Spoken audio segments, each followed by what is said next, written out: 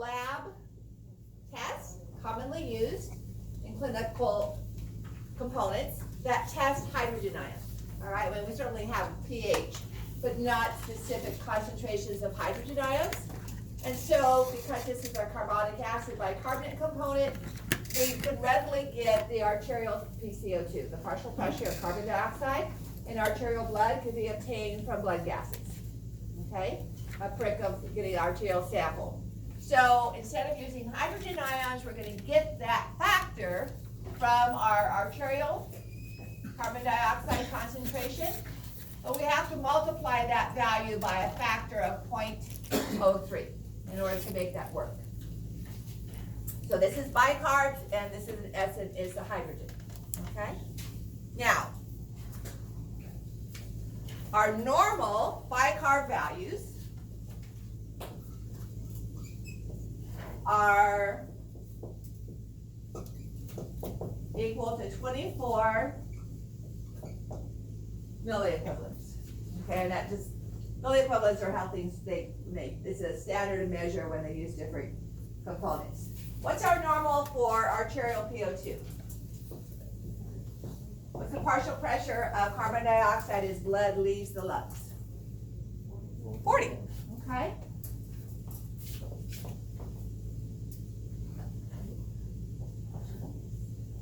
So when you're doing these problems, instead of the range of pH that I gave you of 7.35 to 7.45 to determine acidosis and alkalosis, we're going to use our normal pH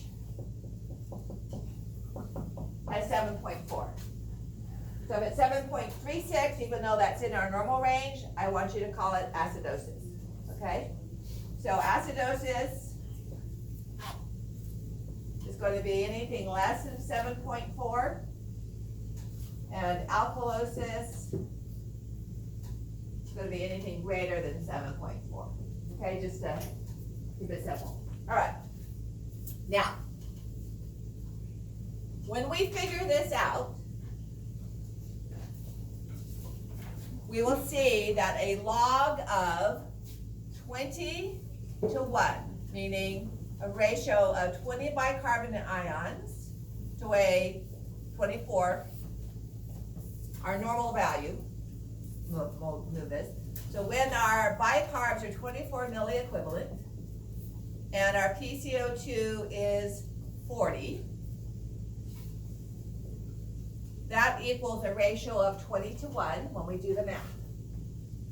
And that will give us a pH of that will give us a pH of 7.4. So let's do it, all right? Normal bicarbs are 24. To get this number, we have to multiply this by 0.03. That comes out to 1.2. When I multiply 40 by 0.03, it comes out to 1.2. When I divide my normal bicarb by this value for my normal CO2, it equals 20 to 1. That's a very important ratio. Okay? And we'll talk about that a little bit before we go into the problems. So, this is our normal ratio of bicarbs to hydrogen ions. This is what we're going to consider determined by metabolic components.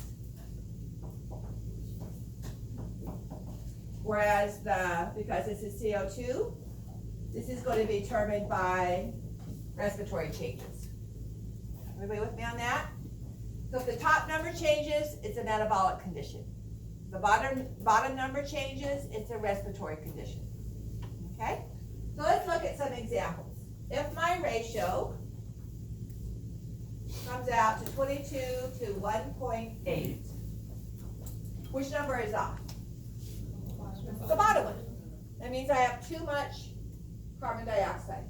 Okay? So this would be a respiratory condition because it's the bottom one that changed. Am I in acidosis or alkalosis?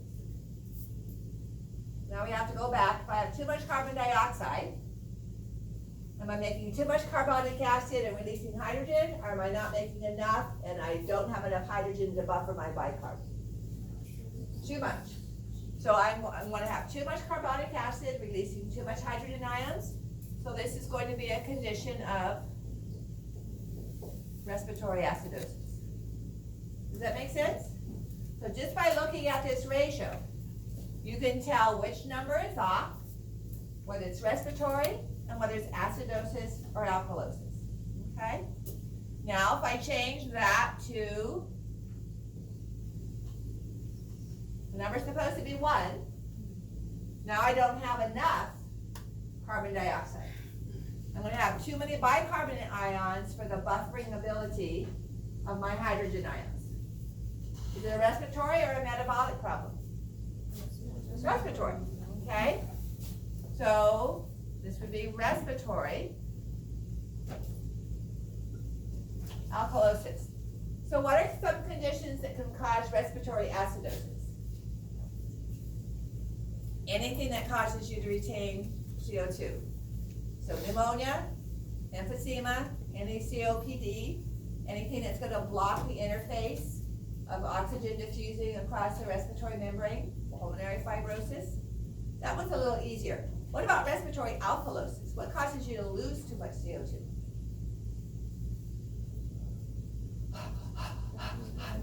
Hyperventilating, all right? In a panic, which is why we give people, paper bags to breathe out of. Or if you're at high altitude, taking in deep breaths in order to get enough oxygen has a side effect of causing you to breathe out too much CO2, okay? So you can lose too much CO2 by trying to breathe in deeply enough to get enough oxygen when you're at 12,000 feet or so. Remember that when you're skiing. Yes? What's the elevation in Denver? Elevation in Denver is 5,000, 5280 is their name of their magazine publication. So in the Denver Rockies baseball stadium, it's a bit ways up, but there's a whole line of purple seats, and that's the 5,280 foot elevation. So it's a little hilly, it depends on where you are, but yeah, that's kind of the standard, okay? So, notice my metabolic levels have stayed the same, okay? So let's change those. And instead of 20, I have 29. It could be 40, okay? I have too many bicarbonates. Because it's the upper number, it means it's a metabolic issue. Too many bicarbs is going to make it alkaline or acid. Alkaline. So this is going to be a metabolic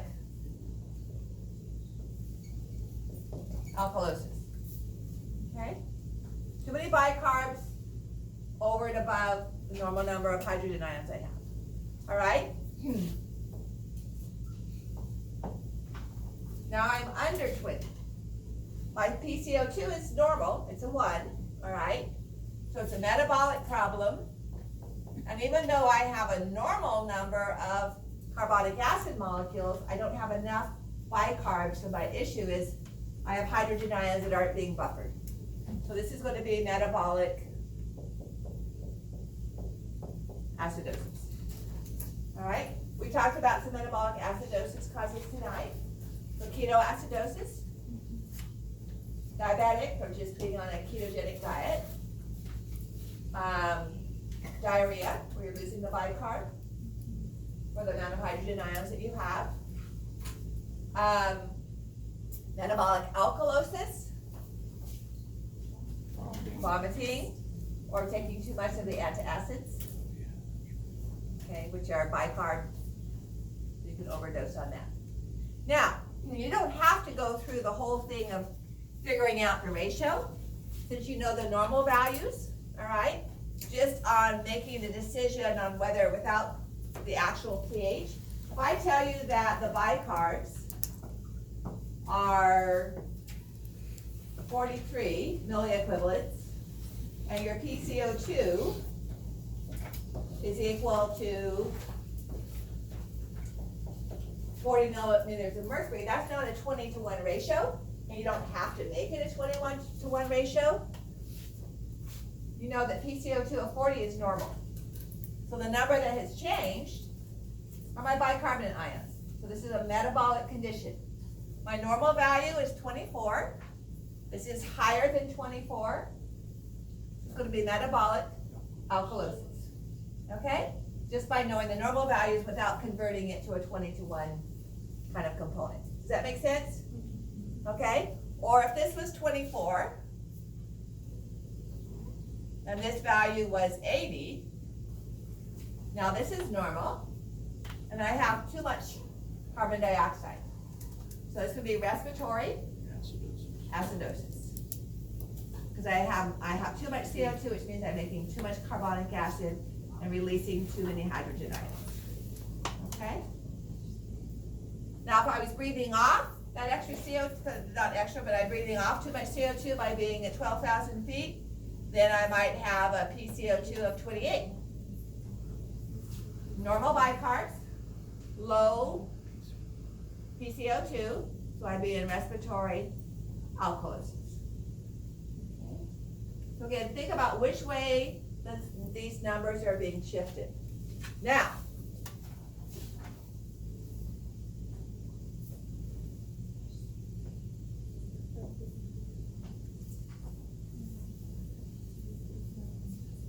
neither of those numbers is normal. What's going on? I lost CO2, right? I was shifting into respiratory alkalosis, meaning I had too many bicarbs. So my kidneys start secreting bicarbs through my beta cells. I'm compensating. How do I know it's still respiratory alkalosis? Because of both the numbers have changed. Which number has changed the most? 28 is a lot more different from 40 than 21 is from 24. So I'm still in respiratory alkalosis, but with partial compensation. Okay?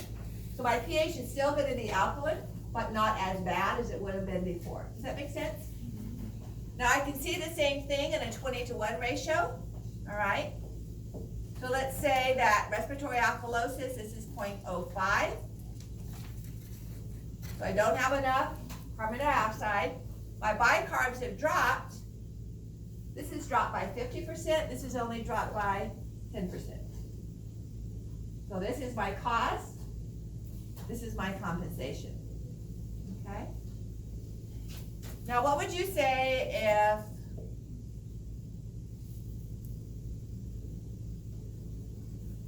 I showed you that? They both dropped by half. I have full compensation because it's still a 20-to-1 ratio, but because it's fully compensated, I don't know which one changed the most. So I can't say what the cause is. My pH is going to come out to be 7.4, all right? So unless I tell you what the cause is, if it's fully compensated, you won't know.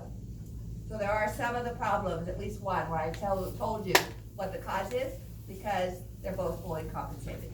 So when you look at the problems on the extra credit, and you see where I've given you a problem, whether I want the pH or I want something, if one of these values is normal, it's going to be uncompensated.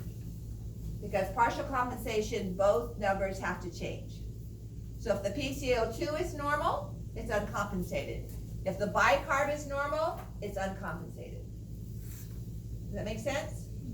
So if I give you, we'll look at some problems here, okay? But if either of these is normal, then there hasn't been a shift to try to compensate for the abnormal values of the other test. Okay, all right, so now let's go through some of these problems. pH is easy. I just kind of showed you how to do that one. But we'll go through it. Show you how to use the logarithmic component. So Jackie has a arterial PCO2 of 40, all right, and a bicarb of 38. Which value is normal? Respiratory. The PCO2. So it's not a respiratory problem. It's a metabolic problem. Is this high or low? This is high. So she has metabolic alkalosis. We know that without even looking at the pH. But we can test it and make sure that the pH is higher than 7.4, right?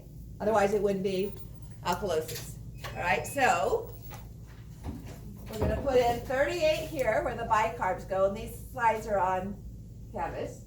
And we're gonna multiply 0.03 times 40, all right? So 0.03 times 40 is 1.2. Before we take the log, we're gonna divide this number by this number. We're not gonna take the log of 38 and then divide by 1.2, okay? So that number comes out to be 31.67. So we switch to our logarithmic calculator.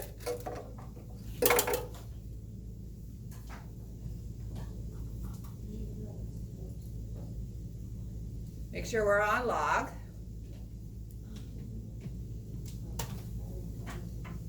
Hit enter. And 1.5 is the value, all right?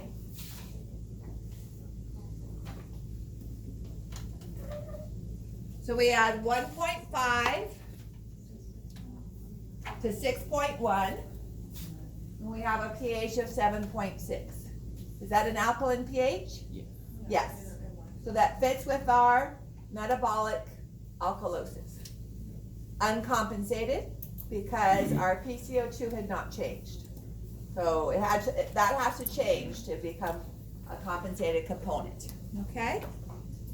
So that's an illustration of how to solve for pH, the first set of individuals on that extra credit. This is not online. Fill it out and turn the paper in when you come in, okay?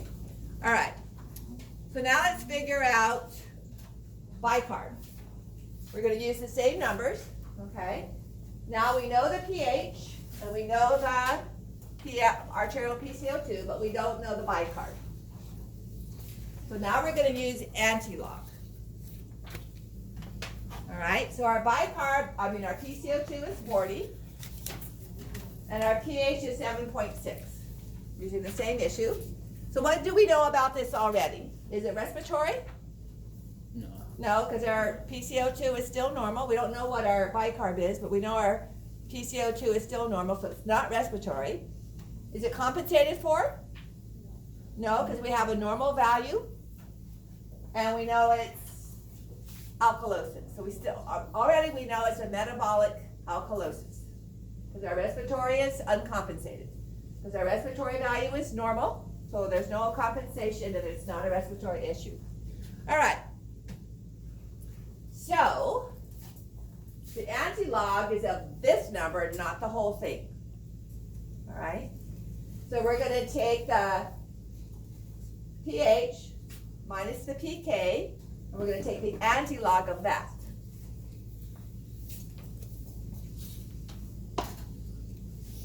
So 1.5, 7.6 minus 6.1 is 1.5.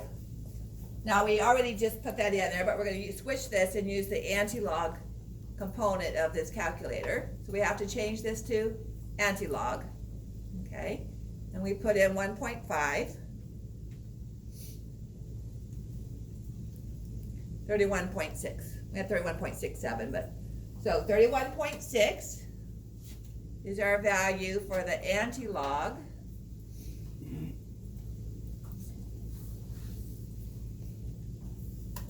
Of 1.5, and 0.03 times 40, 1.2.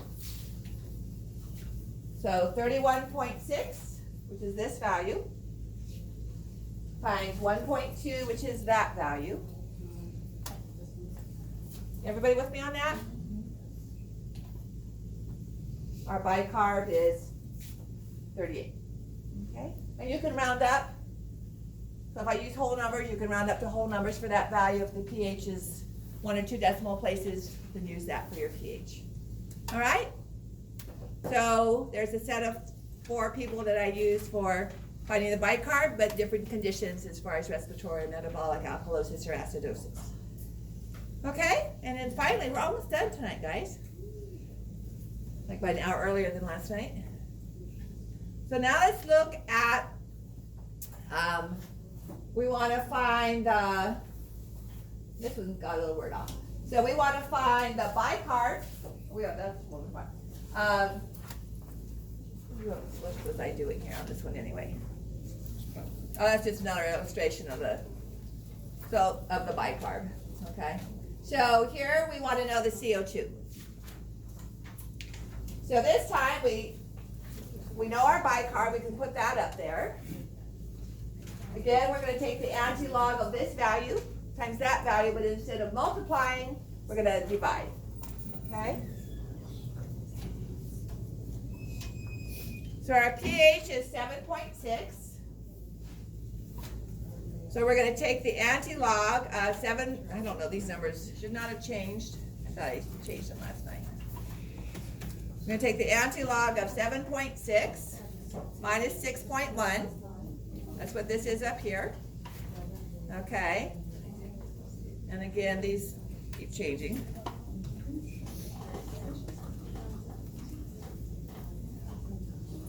So 7.6 minus 6.1. Anti-log of 1.5, which we just did.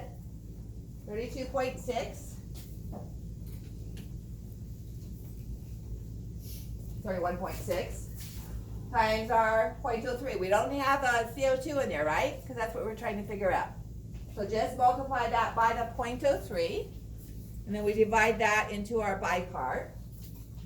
So 31.6 times 0.03, divide that into our bicarbs, and there's our PCO2 of 40. All right, so these PowerPoints are online.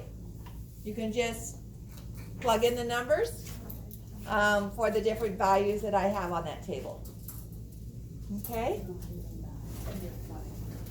I don't have you do this level of math on the exam, but on the lecture exam, if I say 20 to 1, which of those values is bicarbs and which of those values is CO2? Or if I say 28 to 1, is it respiratory or a metabolic issue? Is it alkalosis or acidosis? Those kinds of questions, yes. Okay? But not the equations. Alrighty? Have a happy Thanksgiving. You too. Be safe. You too. You're swimming.